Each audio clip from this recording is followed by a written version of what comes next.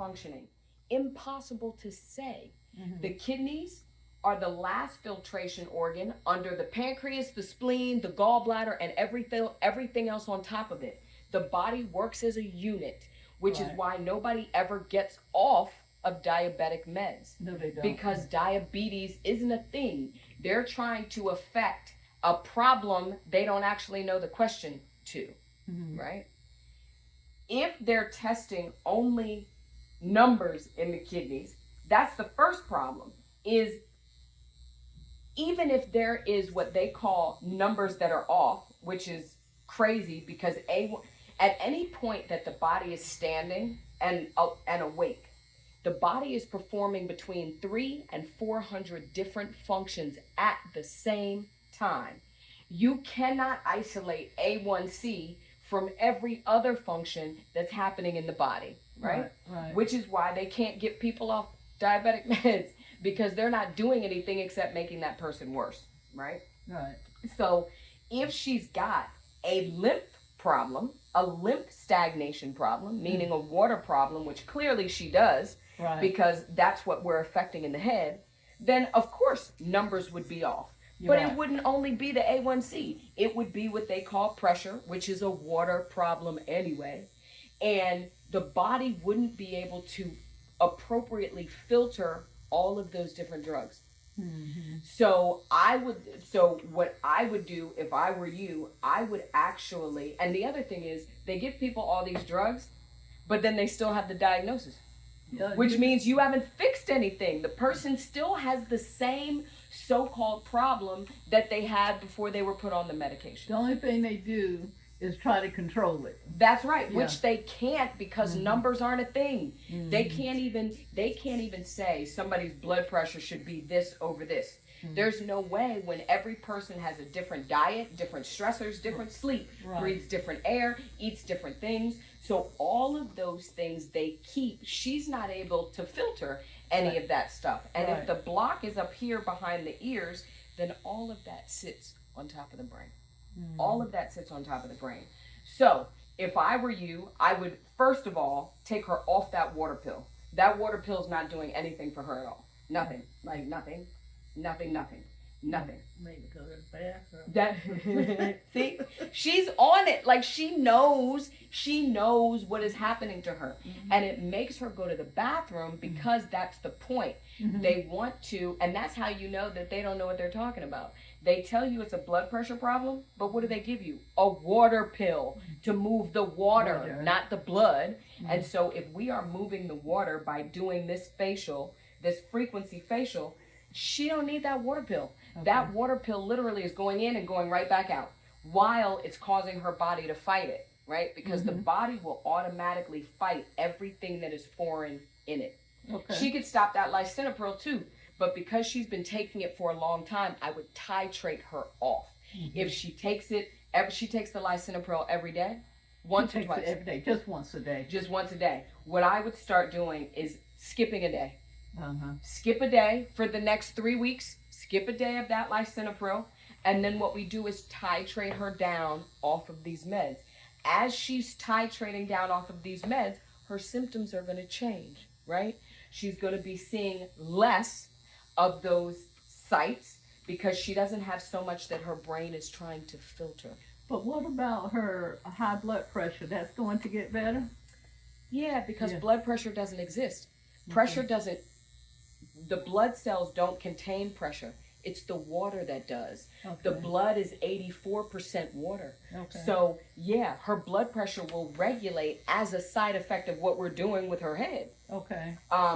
Absolutely. So, and here's the other thing. When they take your blood pressure, my dear, do you feel funny when they take it?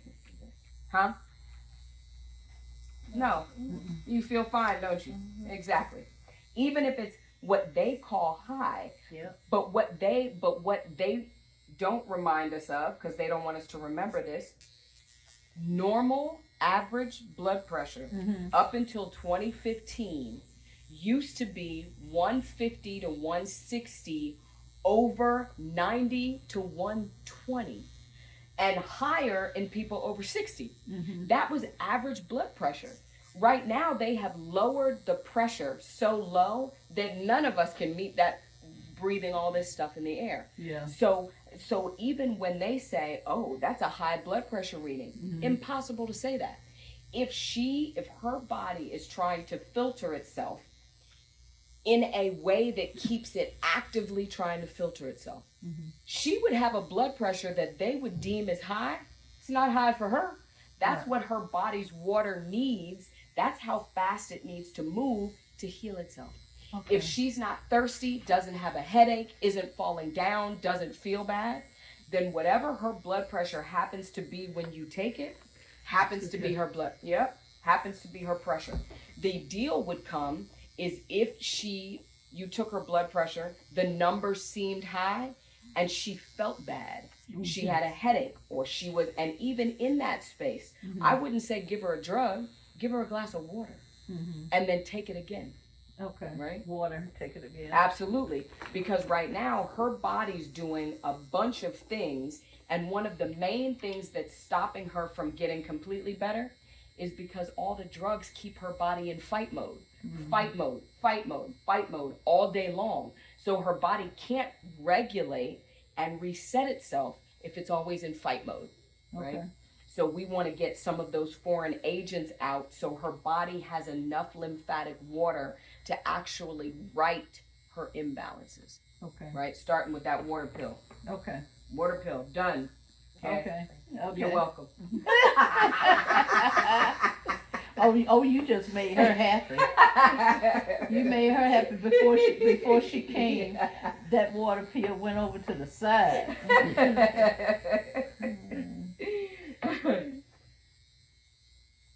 I told them it wasn't working. See?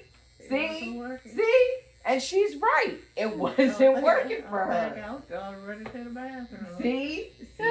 They tried to tell you didn't know what you were talking about. See? Oh, She had both of my shots she had trained in. Oh my goodness. She had trained them. Hey, Give me my medicine. See? But that's the thing. Nobody knows better than we do how things are affecting us or not. We're the ones who know all the time. I don't know. All the time. Don't Right. wait. If she ain't there right now, don't wait no longer. Go do what you gotta do. Yeah. Go and do what you gotta do. Your body okay? will tell you what you don't like. We'll catch up with her. Okay then. Bye bye.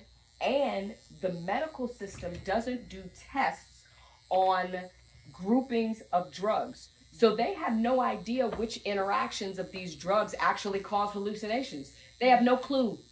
They have no clue. And until somebody starts to slow down or stop taking medications, that's the only way they can weed those out. Right. You know, I've contacted her doctor several times about medication that I saw that might be See? impacting. See? And what did he And- say? Well, really, not too much anything. See? Well, you know, I forgot what crazy thing they said. Well, if you got this and high blood pressure and blah, blah, blah, that could cause it. You know, when you got dementia, that causes it. Oh, you my know, God. All of that, you know. Right. Basically, I don't know. Well, they blaming it on dementia. Yeah. But But here's what's interesting. She was on the drugs before the diagnosis of dementia, correct? yeah, she was. So what are they talking about? The reason they diagnosed her with dementia was because of the hallucinations, but she was on the drugs before then. So they can't say anything about what is causality or not. They have no clue. Yeah. And plus, don't forget now, she does forget quite a bit. Well, I forget. I forget a ton too. Yeah. We have this issue in our healthcare system that issues like that are a standard problem. Right. But they're not. People forget stuff for a whole bunch of reasons, right? I have a horrific memory. Mhm. In fact, part of my body's defense mechanism is there are big time blocks in my life I don't even remember, right? Right. But that's not a neurological issue. That's a function inside of the body. But for them, they're like, oh my God, oh my gosh, her memory is bad. Well, if our brains are sitting underwater, then yeah, we will have spaces in the frontal cortex that we can't access. Right. But that's not a neurological issue. That's a water function. Okay. And again, if her body is fighting foreign objects like these narcotics, then there isn't enough of her water flow to even help with her memory. Yeah. Because the same brain that deals with memory also has to deal with the filtration of drugs. Mm-hmm. Well, I agree. That's why I didn't give her that last medication. Good. That was good. That was good. That was very good. I said, I'm not giving her that. That was very good. And here's the other thing. When they diagnosed you, my dear, with what they call diabetes, did you feel bad or have problems? Or did they just give you all these tests and say, oh, you have diabetes? They just gave me. See? They just gave me. See? See what I mean? Their results or their testing that they look at are tests that were created arbitrarily by the med schools that were created by someone that wasn't even a doctor. Yeah. So what they're looking at isn't even related to the body, which is why most people don't have symptoms of anything when they go to the doctor. And the doctor takes a blood test, which is the first problem, because there is no information that's carried in the blood. It's carried in the water that is carried in the blood, but they don't know that that water is there. Oh, they believe in getting blood tests. See? Yeah. See? And they take all these vials for experimentation, but they could test your sugar in one drop, which means they could test everything else in one drop. Yeah. So if she's taken 2 diabetic meds, you don't have one of those monitors on, thank goodness. So if she's taking 2 diabetic meds, we can also titrate her off of one of those too. Okay. Because they're literally not doing anything except filling up her system. So is there one of the diabetic meds she takes twice a day? She takes both of them twice a day. But she still has the problem according to them. Yeah. So what we are going to do is take one of those off. Take one off? Yep. Take it off. But she'll have to, but she should still monitor her blood sugar though, right? For what? I mean, that was funny, but I mean, literally for what? Are you, because she doesn't get sick during the day, does she? No. So there's no need to take, blood sugar is like testing 1 out of the 400 functions. Okay. Right? Yeah. So no, she does not. Because again, those numbers are arbitrary too, right? Right. And so it's like our bodies are moving 24/7. But then they say, oh, I want you to test your blood sugar once a day. What is that going to do? My body is water. So unless you're testing me every second of every minute of every single day, doing a test of blood sugar means nothing. Okay. It means nothing. It's a way for them to keep you in the system. That's what it is. Okay. Right? Even if we think about something like what they call cancer, what they use to assess a diagnosis like that is your white blood cells in a blood test. That's true. But if you had 2 cocktails and a hamburger at lunch, you would have the same number of white blood cells that you would in what they use to assess that disease. There's no way to decipher why your blood cells are high. And if they're high, great. We have to breathe chemicals out in the air. Oh, yeah. Our white blood cells should be high all the time. All the time. You know, and then they talk about them red blood cells too.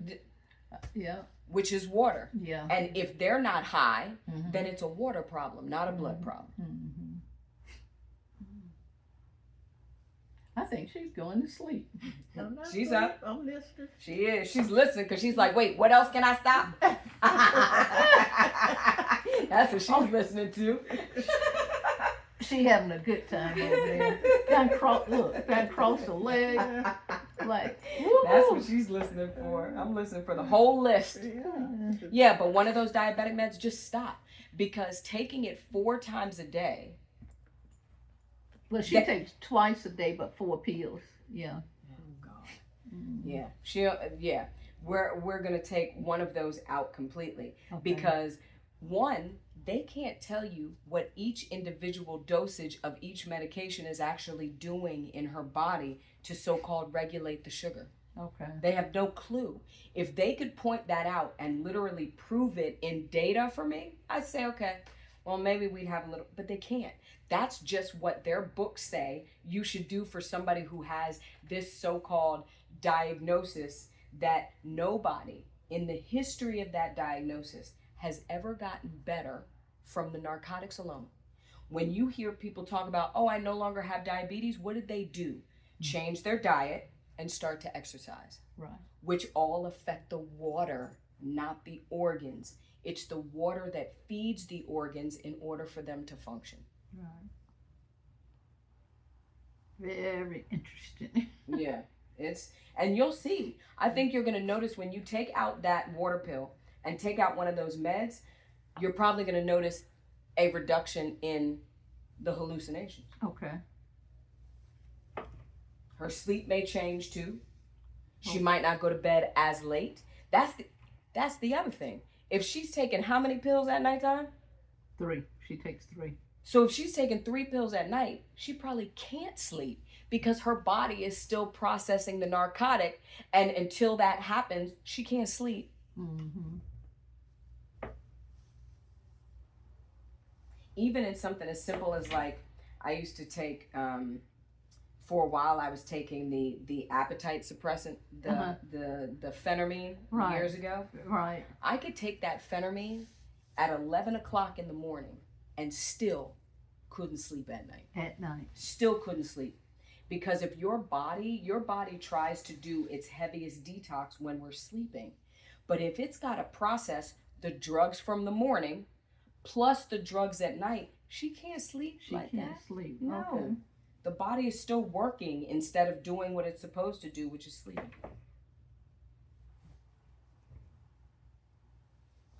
I like the instance like last week. Uh-huh. I went with my youngest son. Went to I think we was going to the airport or something. Anyway, I rode with him and his wife. Mm-hmm. Oh, I got in the car good. Like the sun was shining in my face. Uh-huh. Oh, I just got so sick. I thought I was gonna fall out. Oh, wow.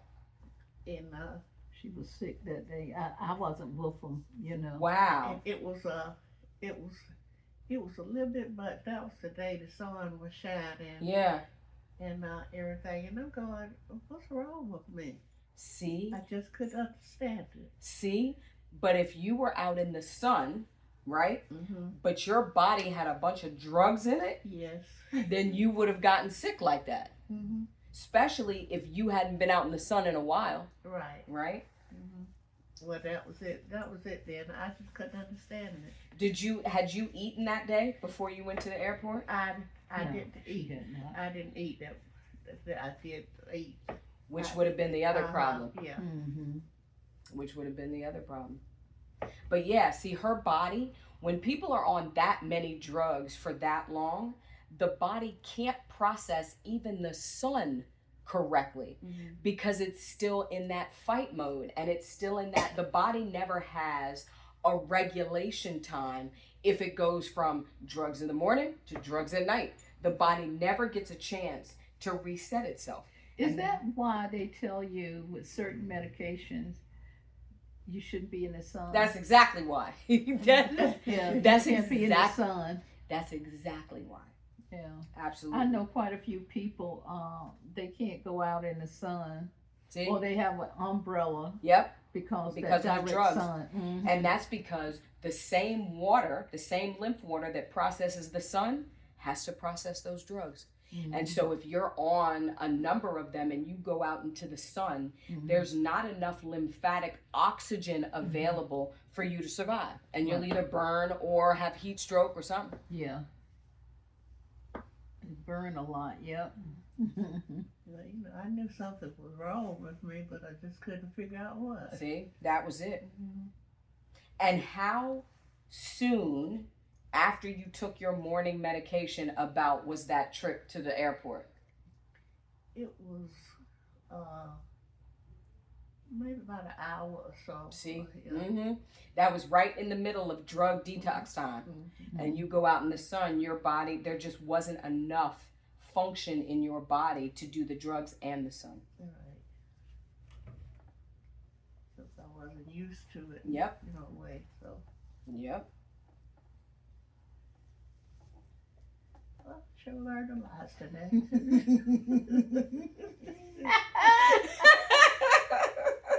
Oh, let me stop laughing at that girl. I did.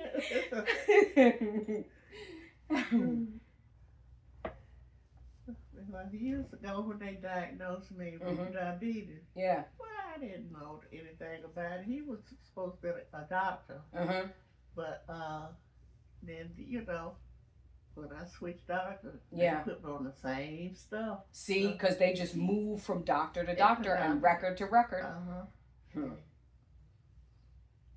And so when you were first diagnosed, you weren't having any problems eating or keeping food down or digesting food, right? Okay, see. If the body does not tell you that there is a problem, you don't have a problem.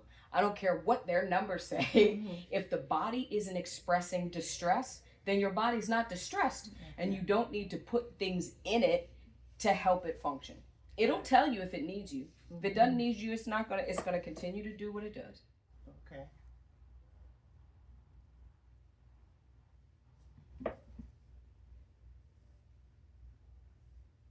Proven by the fact that we go into the doctor for a so-called visit, and they do a blood test and only test about 8 things. Yeah. But we have 102 minerals that are crucial for life running through our water. But you're only testing 8 things? Yep. That's about right. There's nothing that they could tell you.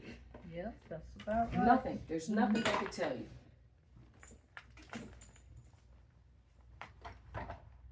They'll try. They'll tell you a whole bunch of nothing. But they'll try.